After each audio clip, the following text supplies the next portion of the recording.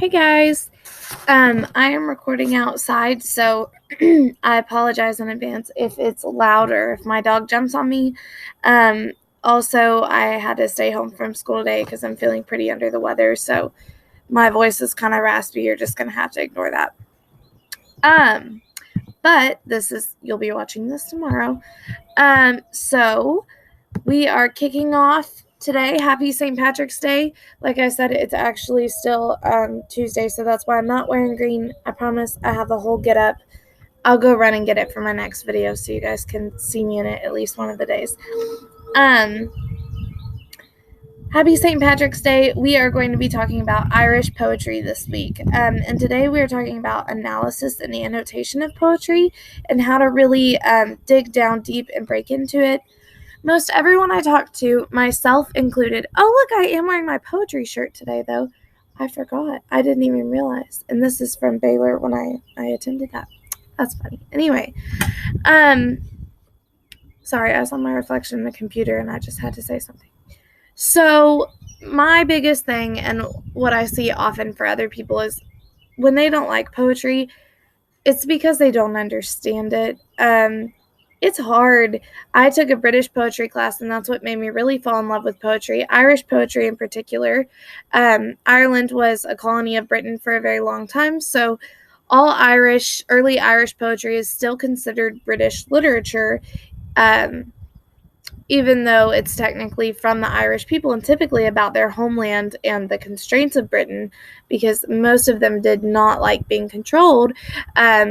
But it is technically English literature. So, I learned to love it. But in my class, I would read a poem and have no idea what I read. And I couldn't wait to get to class for the professor to tell me everything I missed, because I'd have to read it, then Google what it meant. And then I was like, oh, I see that. And then he would show me all these new things. And ultimately, I got to the point of where I could read it on my own. But poetry is hard.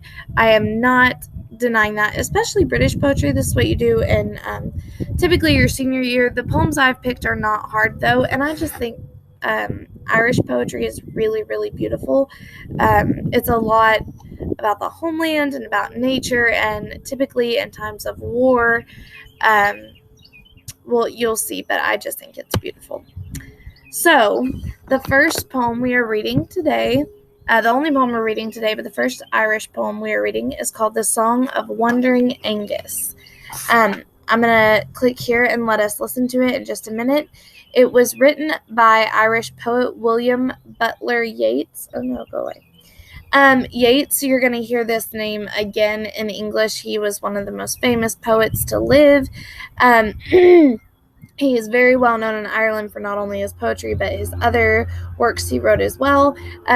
He also fought under the Irish Free State to free himself and his homeland from the British. So his poems usually are written about war and just have a lot of heart in them about this desire to be free. This one is actually not. It's more of a love poem. It was originally called A Mad Song, and this man right here is Angus. So a little bit of background, as you probably saw in your discussion question, Angus is he is a Celtic and Irish, excuse me, I'm sorry, my throat is hurting. He is a Celtic and Irish god, and he is the god of love. So this is it's from the point of view of Angus, and we're going to peek into how he's feeling about love. Okay, so I want you to read the words as well as listen closely. The Song of Wandering Angus. I went out to the hazel wood because a fire was in my head, and cut and peeled a hazel wand, and hooked a berry to a thread. And when white moths were on the wing, and moth-like stars were flickering out, I dropped the berry in a stream, and caught a little silver trout. When I had laid it on the floor, I went to blow the fire aflame, but something rustled on the door, and someone called me by my name. It had become a glimmering girl with apple blossom in her hair, who called me by my name, and ran and faded through the brightening air. Though I am old with wandering through hollow lands and hilly lands, I will find out where she has gone, and I will kiss her lips and take her hands, and walk among the long dappled grass, and pluck till time and times are done, the silver apples of the moon, the golden apples of the sun. Go through and really analyze the deeper meanings and the figurative language he uses here. So, first of all, he says, I go out to the hazel wood. So he's in the woods, right? Because there was a fire in my head. Okay, this can be taken a few ways. Brain on fire can be like you're overworked, you're upset about something. It could be a headache. Something is troubling him mentally, and that's what we need to take note of. A wand. So he takes that hazelwood tree, and he starts carving out a wand, okay, and hooked a berry to a thread. Okay, so he hooks the thread onto this wand he just made. Then he puts a berry on it. And when white moths were on the wing and moth-like stars were flickering out, so it's nighttime, I dropped the berry in a stream and caught a little silver trout. So he caught a fish. When I had laid it on the floor, I went to blow the fire flame. So he's setting a fire to cook the fish, probably. But something rustled on the floor, and someone called me by my name. It had become a glimmering girl. It had become, meaning the fish, right? And we know it was a silver trout. And if you think of glimmering, glimmering is typically used to describe someone of the water, or some water, okay? Usually water is glimmering. I'm not sure if you can see from there. I'm actually sitting by water, and I would describe it as glimmering right now. It's kind of shiny, sparkly on them. From where the sun reflects it. So this girl is glimmering because she turned from a trout into a woman, but he leaves that description of being shiny like silver, like the fish, and also glimmery like water because she is of the stream. Okay, with apple blossom in her hair, we're going to talk about apples in a minute, who called me by my name and ran and faded through the brightening air. Though I am old with wandering through hollow lands and hilly lands, he talks a lot about nature in this. I will find out where she's gone. Okay, so first of all, she disappears, right? She says his name and then she disappears. So he's wandering around looking for her, right, through all these lands. And kiss her lips and take her hands. He's in love with her. She's beautiful. She disappears. And walk in the grass with her until times are done. The silver apples of the moon, the golden apples of the sun. Okay, so apples represent a few things in literature. One, we already have an allusion, which we learned about Tuesday. Allusion with an A, where we're alluding to something past. So Angus is from classic folklore, so he is an allusion. Okay, now, when we talk about apples date way back to biblical times. The Garden of Eden in the Bible is the first original text we see that really has the apple as the symbolic figure. And in that story, the apples were on this tree of knowledge of good and evil, and if you took a bite, you'd be exposed to all knowledge, but it was the cardinal sin, and you're not allowed to do it, right? And Eve takes a bite, and the serpent approaches her and convinces her, right? The devil, so Christians believe. So, from that, it means kind of life or death, so it can be very symbolic of both. A lot of people use it to symbol life and also death. Also immortality, because she now has this knowledge and just the divineness of the story. And so in this story, he says, we'll pluck until times are done.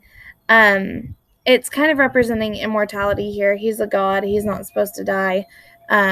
And likewise, she is gone, probably this mystical, immortal creature. So he mentions apples 3 times. 3 times in this poem. So that's very symbolic of that. This is common too. I know some of you are reading Twilight right now. I have it on my shelves.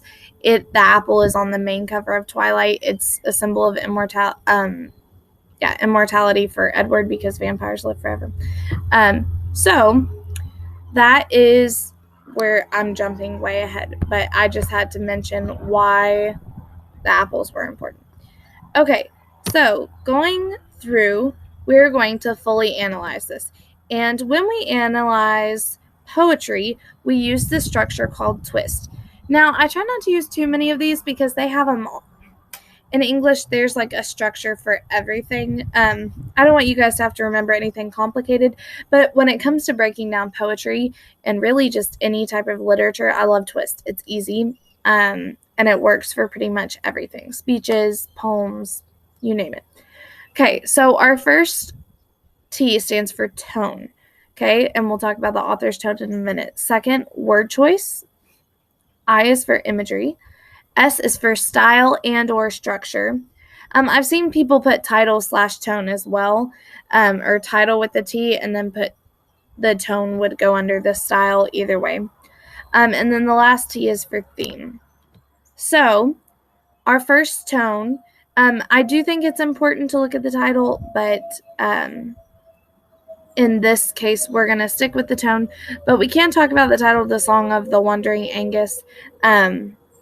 It's pretty self-explanatory. He's wandering around looking for the love of his life and singing this.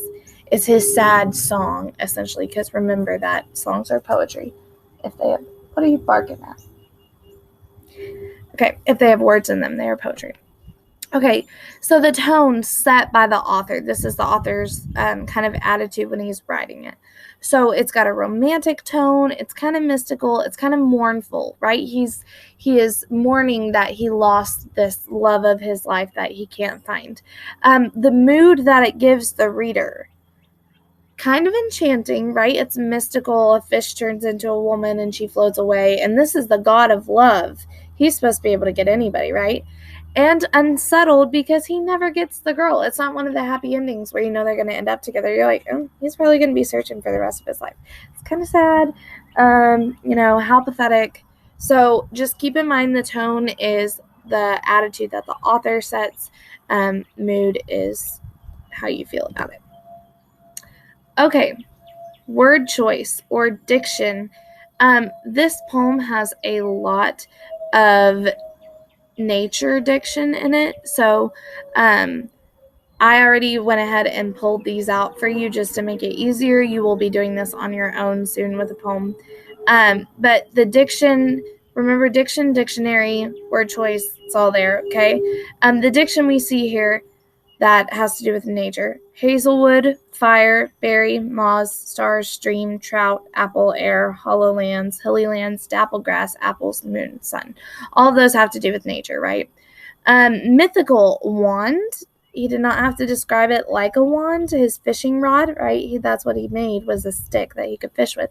But he didn't call it a stick or a branch or a fishing pole. I don't know that they said fishing pole back then, probably not. But he described it as a wand, hinting at something magical. A wing, it mentions the wings of the moths. Glimmering girl, again, you don't typically describe people as glimmering because it's like sparkly, and people don't necessarily sparkle, although some people with white teeth get very close. Mine aren't bad, but they're not sparkly. Faded through the brightening air, okay? Faded. Anything that fades through the air, any girl, human, like object that fades is obviously not just human, it's otherworldly. And then silver and golden apples. We don't really see those, although they are kind of this beautiful picture. It's very poetic to think of like these fine materials. Silver and gold are the finest materials you can get, and then you've got something symbolizing life made out of them. Okay, so reason for looking at diction. By studying the author's diction, we can better understand their tone and ultimately the intended mood for the reader, right? So we knew that it was enchanting. We had an enchanting mood. We knew it was a mystical tone. And look at all the mythical things they mentioned. And then we have a romantic tone, and if you look at all of the natural things they talk about, nature and romance almost always go hand in hand in poetry. They typically, like Shakespeare, shall I compare thee to a summer's day? He always just kind of compares those two. And this is Yeats, but same story. Okay, imagery. Imagery relates to the five senses, and it puts a picture in your head. So we have hazelwood. This is a wand made out of hazelwood. White moth. I don't know if his were plain white, but that one was prettier to me, so I used that picture. Silver trout. Since these give us a picture in our head, I wanted to give us an actual image of these. Moth-like stars. So if you ever see a bunch of moths flutter out, they flutter together. So that's what he meant by saying moth-like stars. Glimmering girl. This is a picture of glimmering water. Apple blossom. That's what an apple blossom looks like. That's what's in her hair. It's beautiful. Also, it comes from an apple, which we already talked about, the symbolism of apples. And then we have our silver apples and our golden apples. Okay. Style and structure. So the structure is a ballad. We're going to talk more about ballads and other types of poetry tomorrow. It has 3 8-line stanzas with an A, B, A, B, C, D, C, D rhyme scheme. Okay, so if we pull it up right here, we have A, wood, B, head, because those don't rhyme, right? Oh, let's move these two closer together. And then A, B, A, B, C, D, C, D, tetrameter. Okay, so A, B, head, wand, thread. Okay, wood and wand are slant rhymes. Actually, Yeats was so good at slant rhymes that they sometimes credit them to him. Okay, wood and wand, not necessarily. It depends on how you read it, but in this case, it is considered a slant rhyme, meaning a word that doesn't technically rhyme, but if you read it the right way, it makes it sound like a rhyme. So then it comes out clear. Wand, okay, head, thread, wand, wing, out, trout, and wing, stream. So again, lots of slant rhymes in that first one. A tetrameter having 4 lines, and you can go through, but that's the rhyme scheme that goes through. Ballads by nature are typically concerned with lovers' pursuits, okay? Oh, there it is, Yeatsian rhyme. That's what we nicknamed the slant rhymes. So, not always, but most ballads you'll see are dedicated to finding a lover, or the main character is looking for a lover. Now, ballads are technically also considered a type of song that tell a story. So different from lyrical poetry, where it could just be kind of a song, ballads also tell a narrative. And like I said, typically about lovers' pursuits. Figurative language. Okay, so we have rhyme, we have a metaphor, we have symbolism, and we have an allusion. Okay. Sorry, I'm gonna get a drink. My throat is killing me. Okay. So, theme. This is our last one. Unrequited and idealized love. AKA, Angus is a hopeless romantic. Again, very ironic. Oh, we could have put irony on there. Very ironic because he is the god of love. Now, we have seen this played out in other stories we have read this year. Mainly the one we just read, Love is a Fallacy. I know it doesn't feel like we just read it because we had like 4 weeks of reviewing rhetorical fallacies and then all of the crazy things that have happened in between them. But, unrequited and idealized love. So in Love is a Fallacy, if you'll remember, we had P.D. Bellows, we had the narrator, and we had Polly Espy. And the narrator long coveted, so he said Polly Espy, and he had this ideal picture in his head of this woman is beautiful and gracious, and if I just make her smart, then we will be perfect for each other, and we will be in love. So it was really idealized. She did not love him back. Turns out, plot twist, she loves P.D. Bellows, right? So that's unrequited. She did not return his love, okay? And it was all idealized in his head where he thought that they were so in love. I see this all the time. I hate to hurt your feelings a lot with high school students, so be careful, where someone will just be completely confident that we are head over heels in love with each other, like, just, we love each other.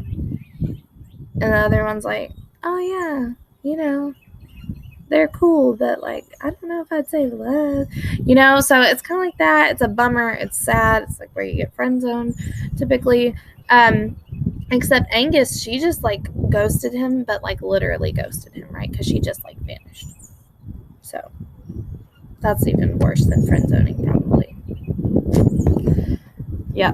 So anyway, that's the theme. And we saw it in Love is a Fallacy, lots of connections there. See it throughout a lot of typical poetry. Oh, and that's for tomorrow. Okay, that's all for today. Follow the instructions on Schoology, and now you know how to twist. Good luck.